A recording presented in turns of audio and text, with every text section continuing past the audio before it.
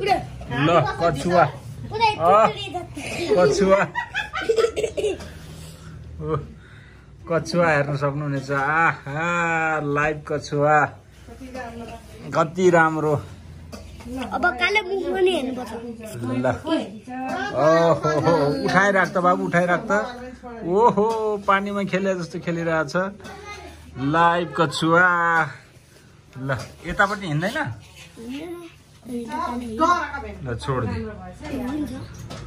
ल हेर्नु सक्नुहुन्छ यो चाहिँ लक्ष्मीको प्रतीक मानिन्छ दर्शकबिन र यसको वर्षमा हामीले हिन्दूलम्बीहरूले चाहिँ पूजा पनि गरिन्छ हेर्नु सक्नुहुनेछ। ल र यो चाहिँ मान्छेसँग सुत्ने को मान्छेसँग यहाँ हेर्नु सक्नुहुनेछ। बाबु यो अरू चाहिँ सबै गुडियासँग खेल्छ यताउता बनाएर किनेको तर यो चाहिँ लाइभ कछुवासँग खेल्ने हाम्रो भतिज पर्छ। बाबु शुभ नाम के हजुरको?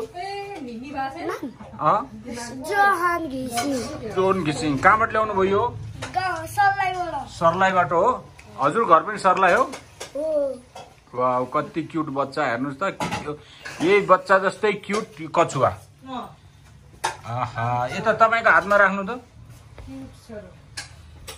तपाईँलाई टोक्छ टोक्दैन यसले?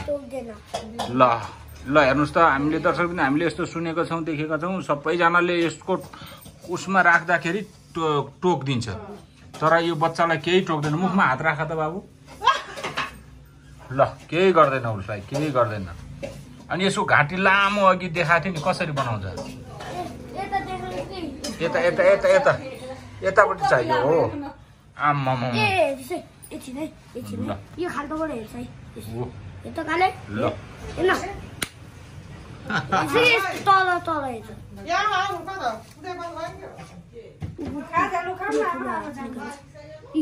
कति राम्रो। ल आम्मामा कति लामो घाँटी नि।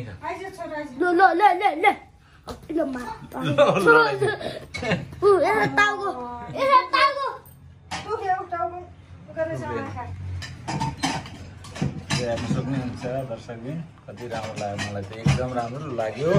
तपाईहरुलाई कस्तो लाग्यो? गाइस अब यो कछुवालाई के हुन्छ?